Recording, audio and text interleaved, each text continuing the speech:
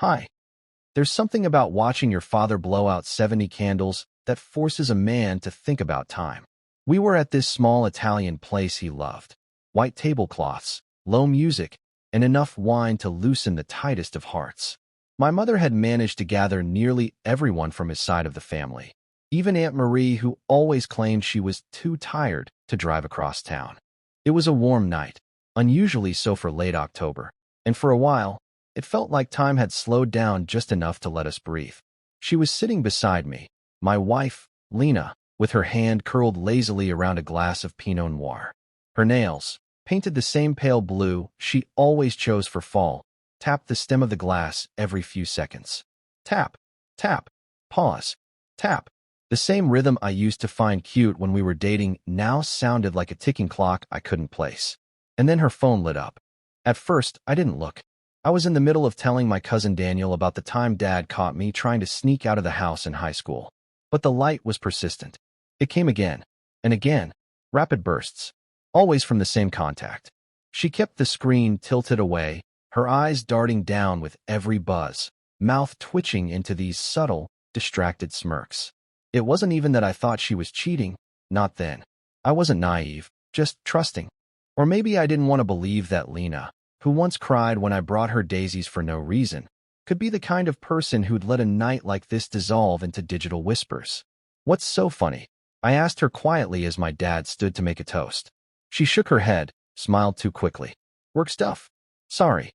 It was always work stuff lately. I'd heard the names enough times. Logan, Mariah, some marketing team at her firm that thrived on late-night brainstorms and Slack threads that bled into weekends. I nodded. Didn't press. Dad was thanking my mom for sticking with him through the bad years, and everyone laughed. I wanted to laugh too. I wanted to lean into Lena's side, to feel that shared warmth we used to have in crowds like this. But she was already back on her phone.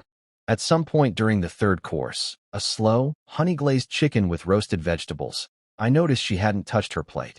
Just thumb-scrolling, typing in short bursts, eyes flickering up only when someone addressed her directly. Even then, her smile was automatic. Finn. My mother leaned over to me and whispered, "Everything okay with Lena?" Yeah, I lied. She's just dealing with something from work. But even as I said it, I knew it was more than that. It wasn't just distraction. It was detachment. I watched the way her body leaned slightly away from me, like gravity had shifted and I no longer pulled her in. I watched how she laughed at something on her screen, really laughed, and then glanced around to see if anyone noticed. She didn't see me noticing. Not then. The cake came out with a loud cheer. Everyone gathered around Dad as he stood, eyes glassy, pretending he didn't like the attention. I snapped a photo, then turned to Lena. "Come on," I said. "Let's get a picture with him." She looked up, startled. "Oh, yes, sure." She slipped her phone into her purse then, finally, and stood beside me. But even in the photo, her smile didn't reach her eyes. Later that night, as we drove home in silence, the air between us felt like glass, clear but fragile, the kind you don't touch unless you're ready for it to break. I didn't say anything at first, just kept my eyes on the road, hands firm on the wheel, mind racing. "Everything all right?" she asked. I nodded. "Yeah, you seemed busy tonight." She gave a soft chuckle. "I told you. Work. You didn't eat." "I wasn't hungry." "You didn't talk to anyone." "I talked to your mom. For 2 minutes." She sighed, leaning her head against the window. "I'm tired, Ryan. I don't want to fight." "I'm not trying to fight," I said, a little too quickly. "I just don't understand what happened tonight. It was Dad's birthday. You were barely there." There was a pause, thick and long. Then she said, "I was there. Physically." The way she said it, it was like an admission without words. I didn't ask who she was texting. I wasn't ready for the answer. Maybe I didn't want to know yet. Maybe part of me hoped it really was just work, that I'd wake up tomorrow, and this sinking feeling in my stomach would dissolve like fog under sunlight. But when we got home, and she went straight to the guest room because she needed space, I sat alone at the kitchen table, the last slice of birthday cake untouched on the counter. Her phone lit up in the next room. I didn't check it. Not yet. But that night, as I lay awake staring at the ceiling, I realized something I hadn't dared to think for months. She was slipping away, and I'd been too afraid to notice. Or maybe, just maybe, I already had, and I just didn't want to admit it. I woke up to the smell of coffee and an empty house. Lena had already left for work. No note. No message. Just a clean mug in the sink and the soft hum of the dishwasher still running.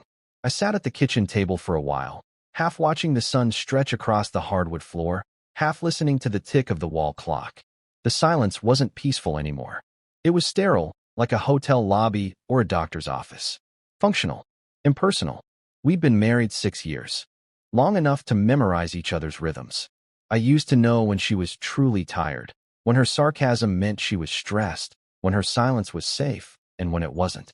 But now, everything was foggy, coded, like we were speaking different languages, and neither of us cared enough to translate.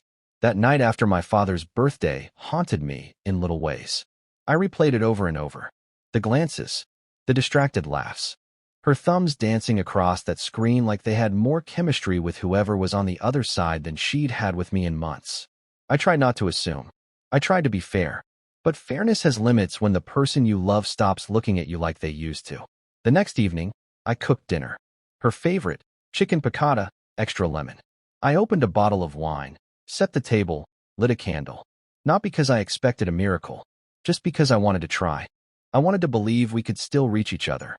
She walked in around 8 p.m., dropped her bag on the couch, and barely glanced at the table. "What's all this?" she asked, toeing off her heels. "I just thought we could talk. You've been distracted lately." She hesitated at the doorway, then walked over and sat down, more out of obligation than interest. Her phone came with her, resting face up beside her plate.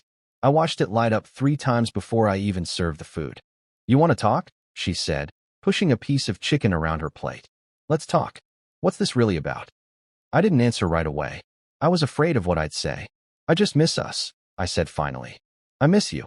She looked up, surprised, like it hadn't even occurred to her that I might be hurting. "Ryan," she said, and I braced myself. "It's not like it used to be. You know that." "I know," I said quietly, "but I thought we were supposed to fight for it. For each other." A long pause.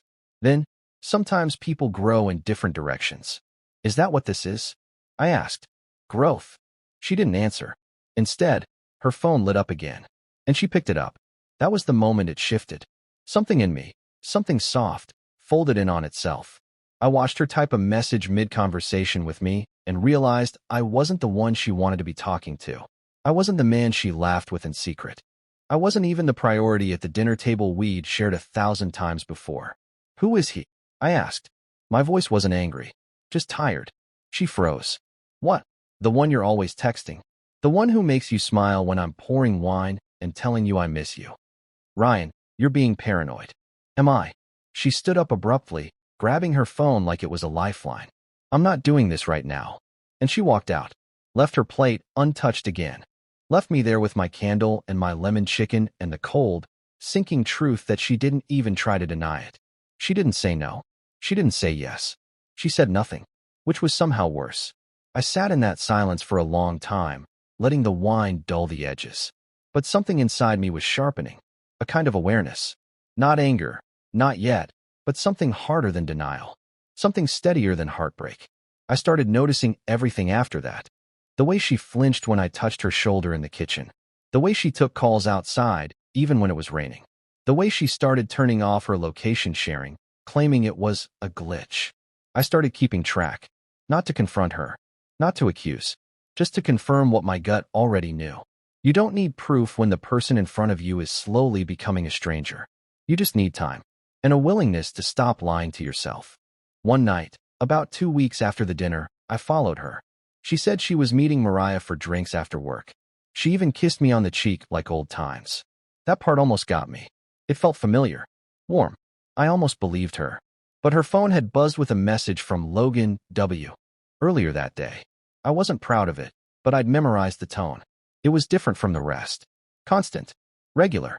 Like a thread she couldn't let go of. I waited 15 minutes, then got in the car and followed the pin I'd slipped into her backseat earlier in the week.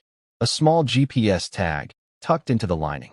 I told myself it was paranoia. I told myself I'd feel stupid when she really was at the bar with Mariah. She wasn't. She was at a hotel. Downtown. Suite 904. I parked across the street. Watched the lights on the 9th floor flicker on. Watched her silhouette step into the room with another figure.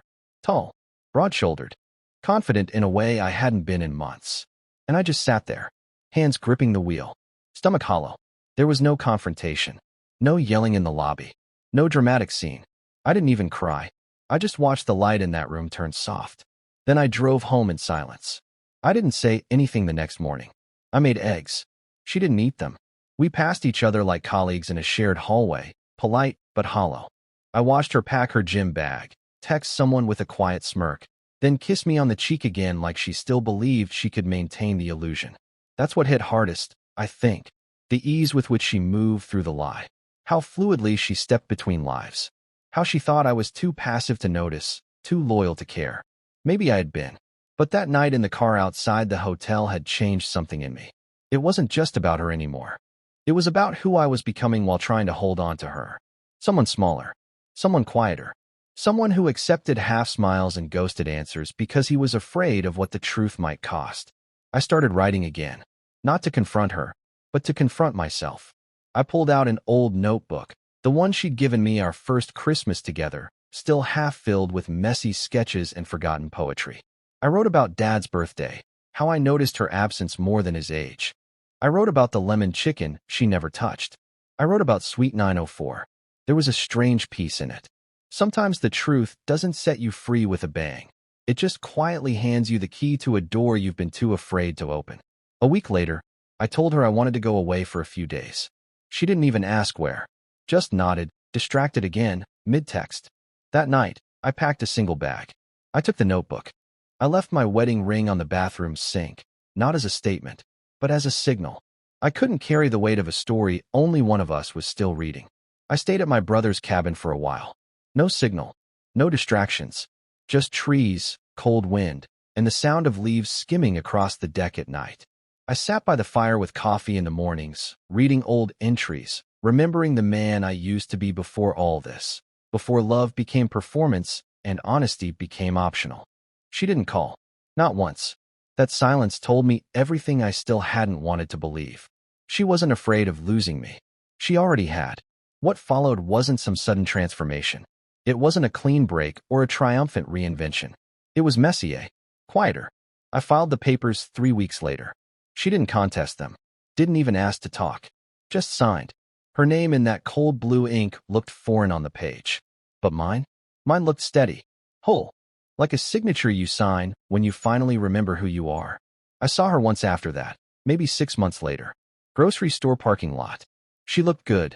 Same pale blue nails, same effortless posture. She didn't see me at first. She was with someone else. Probably Logan. He kissed her cheek. She laughed. But there was something in her eyes when they met mine across the parking lot. Recognition. Maybe regret. Maybe not. I just nodded. Got in my car. Drove away. No anger. No grief. Just peace. Because in the end, it wasn't her betrayal that undid me. It was the way I kept abandoning myself to keep her close. Her distraction that night, those secretive texts and half-lies, wasn't just a crack in our marriage. It was a mirror. And when I looked long enough, really looked, I finally saw the truth. Not about her. About me. And that became my awakening. Bye-bye.